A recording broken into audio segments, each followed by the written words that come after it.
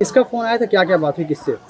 माननीय राष्ट्रीय अध्यक्ष जी समाजवादी पार्टी अखिलेश यादव जी का फ़ोन आया था कल। उन्होंने बात करा, उन्होंने परिवार के लोगों से भी बात किया और घटना को जानने की वापस से जो है तह तक जाने की कोशिश करी कि एक-एक माइन्यूट चीज़ों पे वो नज़र रख रहे थे। सारे सवाल किए, पूछा उन्होंने और उन्होंने परिवार को ढाँढस बताया कि उनके साथ न्याय मिलेगा और उनके साथ अंतिम लड़ाई तक लड़ेंगे इसको और अंत तक इसको जो है जस्टिस उनको दिला के रहेंगे हर हाल में। की जानकारी दी अखिलेश यादव ने। उन्होंने पूछा कि जैसे कि गोली पास से लगी, दूर से लगी, कैसे लगी, वो घटनास्थल पे था कि कहाँ था वो लड़का, कहाँ नहीं था, तो सारी चीज़ें यहाँ पे उनको अवगत कराया गया, लोगों ने यहाँ पे अवगत कराया। परिवार के किन सदस्य से बात हुई? उनके जो है बहन से बात हुई थी और उनके जो है कजिन से बात हुई थी। फ़ोन पर परिवार से क्या बातचीत की? माननीय राष्ट्रीय अध्यक्ष श्री अखिलेश यादव जी ने फ़ोन करके परिवार वालों से बात किया है और मंगेश को न्याय दिलाने के लिए वो परिवार वालों के साथ हरदम खड़े रहेंगे। क्या बात हुई और किससे बात हुई? उनकी माँ से भी बात हुई, बहन से भी बात हुई और परिवार और सदस्यों से भी बात हुई। उन्होंने यही कहा कि अगर हम लोग जो भी ज़रूरत पड़ेगी इसके लिए न्याय दिलाने के लिए हम लोग सड़क से लेकर के सदन तक इसकी लड़ाई लड़ेंगे और ज़रूरत पड़ी कानून का जो भी सारा मतलब जहाँ भी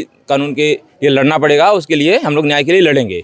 क्योंकि ये सरकार जो है जाति नफरत की भावना से इसकी हत्या सुनियोजित हत्या की है, इसलिए हम लोग परिवार के साथ में हैं और जो भी ज़रूरत पड़ेगी उसके साथ खड़े रहेंगे। डेलीगेशन क्यों है आज यहाँ पर? क्या सर वार्ता हुई आज? माननीय राष्ट्रीय अध्यक्ष श्री अखिलेश यादव जी ने मुझे यहाँ पर भेजा है कि घटना की जानकारी करने और घटना के संबंध में एफआईआर दर्ज कराने के लिए मैं यहाँ पर आया तो परिवारजनों से मिला, गांव और अगल बगल के लोगों से जो है मुलाकात किया। मृतक मंगेश यादव पुत्र राकेश यादव ग्राम अगरौरा थाना बक्सा को 2 तारीख की रात में 2 बजे के लगभग पुलिस यहाँ से ले गई और उसकी माँ और उसकी बहन मंगेश की यह आपत्तियाँ किया कि आप क्यों ले जा रहे हैं, तो उन लोगों ने कहा कि हम पूछताछ के लिए ले जा रहे हैं और पूछताछ करके छोड़ देंगे। फिर 2 दिन पुलिस जो है आती रही कि अभी लड़के की आपकी पूछताछ हो रही है और पूछताछ करके हम लोग छोड़ देंगे। फिर 5 तारीख को पुलिस जो है ये सूचना देती है कि तुम्हारा लड़का पोस्टमार्टम हाउस सुल्तानपुर में है, जाकर के ले आओ। तब गांव वाले जाकर के पोस्टमार्टम हाउस सुल्तानपुर से मृत शरीर को यहाँ ले आए और पुलिस भी साथ आई। पुलिस यहाँ से उठा के ले गई और हत्या करके पुलिस अभिरक्षा में हत्या करके लाश को यहाँ पर पहुँचा दिया। इसलिए हमारी ये मांग है कि जो हत्या पुलिस अभिरक्षा में मंगेश यादव की हुई है उसकी एफआईआर दर्ज हो और जो पुलिसकर्मियों ने हत्या किया है उनके खिलाफ कानूनी कार्रवाई की जाए, यही हमारी मांग है। और इसीलिए हम जो है यहाँ पर आए हुए थे माननीय राष्ट्रीय अध्यक्ष जी के निर्देश पर। नाम को लेकर के जो चीज़ें निकल के आ रही हैं कि 50,000 का नाम घोषित हुआ था, उसके बारे में क्या कोई जानकारी है क्या? देखिए, मैंने जो देखा है उनका आपराधिक इतिहास जहाँ तक मुझे जानकारी है जो दिया गया उसमें छोटी छोटी घटनाएं, चोरी की छोटी छोटी घटनाएं दिखाई गई हैं। तो छोटी छोटी घटनाएं अगर मान लीजिए 1 मिनट के लिए कोई किया भी हो तो क्या किसी के का जान मारने का अधिकार किसी को है?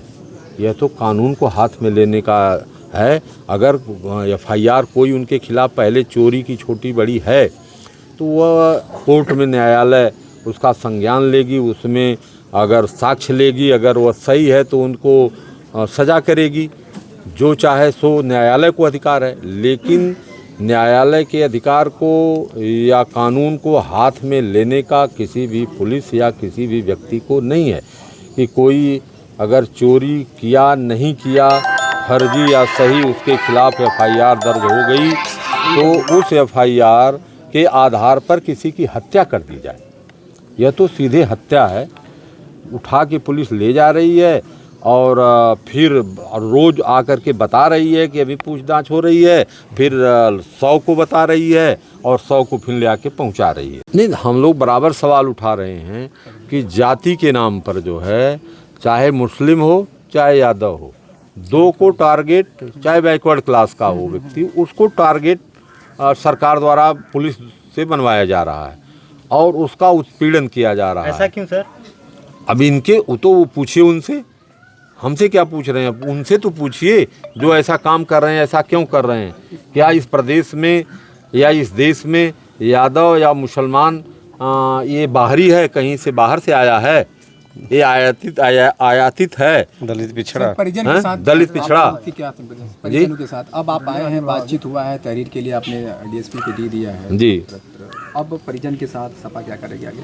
परिजन के साथ अगला कदम न्याय दिलाने के लिए जो भी कुछ करना होगा, राष्ट्रीय अध्यक्ष जी का निर्णय सर्वोपर होगा। उनके संज्ञान में मामला दे दिया गया है। मैं यहाँ बैठा था तब भी उन्होंने मुझसे बात किया और वह उनके संज्ञान में है। उनका जो निर्णय होगा उसको हम सभी लोग सिरोधार करते हुए और उसका अनुपालन करेंगे।